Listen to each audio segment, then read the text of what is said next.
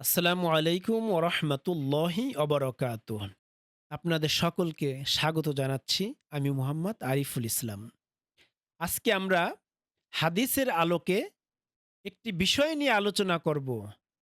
সেটি হলো মৃত্যু কষ্ট কিভাবে দূর হয়।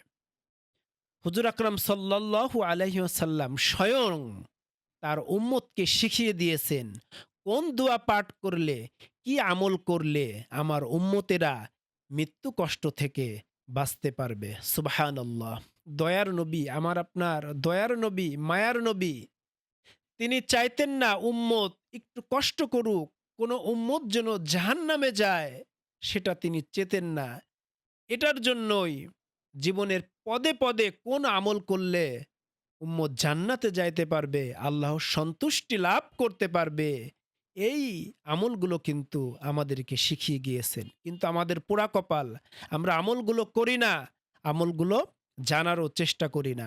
তাহলে আজকে আমি আপনাদেরকে সহিহ হাদিসের আলোকে একটি আমল বলে দেব, যেই হাদিসের মধ্যে হুজুর পাক সাল্লাল্লাহু আলাইহি ওয়াসাল্লাম নিজে বলেছেন যে, হে আমার উম্মতেরা, তোমরা এই আমলটি বেশি বেশি করো, তাহলে তোমাদের মৃত্যু কষ্ট দূরীভূত হয়ে যাবে।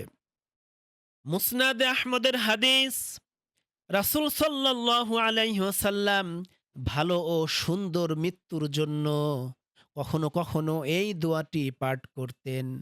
দোয়াটি হলো, আল্লাহুম্মা আহসিন আকিবাতানা ফিল উমুরি কুল্লিহা ওয়া আজিরনা মিন খিজিদ দুনিয়া ওয়া আযাবিল আখিরাহ।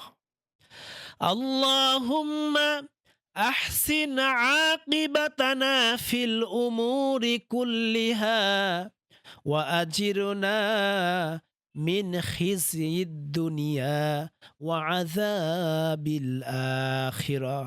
হে আল্লাহ, আমাদের সব কাজের শেষ ফলাফল সুন্দর করুন এবং আমাদেরকে দুনিয়ার লাঞ্ছনা ও কবরের আযাব থেকে মুক্ত রাখুন। মুসনাদে আহমদের মধ্যে এই হাদিসটি এসেছে। হুজুর আকরাম সাল্লাল্লাহু আলাইহি ওয়াসাল্লাম মৃত্যু কষ্ট থেকে বাঁচার জন্য আমাদেরকে এই দোয়াটি শিখিয়ে দিয়েছেন।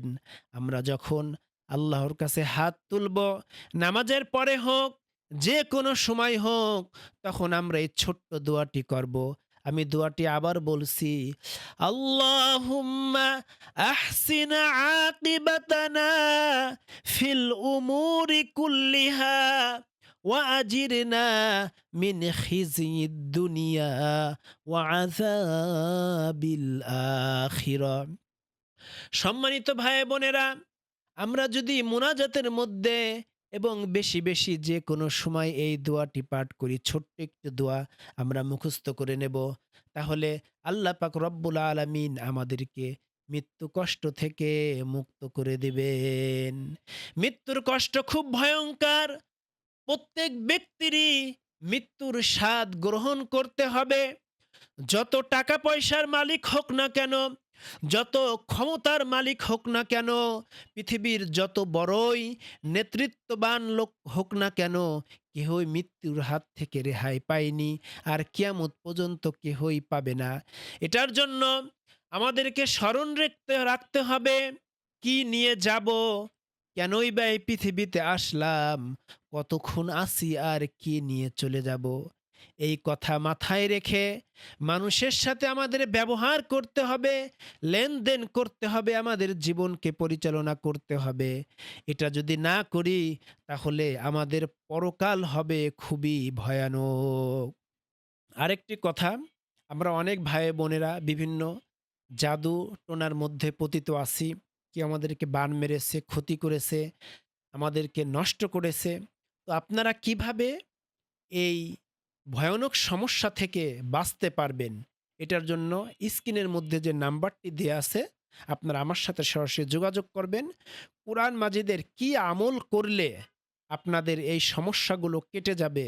আপনাকে জাদু করেছে, বান মেরেছে, ক্ষতি করেছে, আপনার ভাই, আপনার প্রতিবেশী, আপনার শত্রু, যেই হোক না কেন, আপনার জালে, আপনার ননদে, আপনার পাশের বাড়ির যেই আপনাকে ক্ষতি করুক না কেন, আমি আপনাদেরকে কোরআনের এমন কিছু সহজ আমলের কথা বলে দেব। এই আমলগুলো করলে আপনাদের এই সমস্যাগুলো কেটে যাবে। এবং এছাড়াও আমরা এই বিষয় নিয়ে বিভিন্ন তদবির করে থাকি। আপনারা স্ক্রিনে দেয়া নাম্বারে যোগাযোগ করবেন। ইনশাআল্লাহ আপনাদের এই সমস্যাগুলো সমাধান হয়ে যাবে।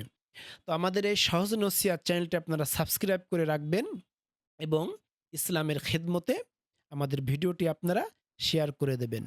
আসসালামু আলাইকুম ওয়া রাহমাতুল্লাহি ওয়া বারাকাতুহু।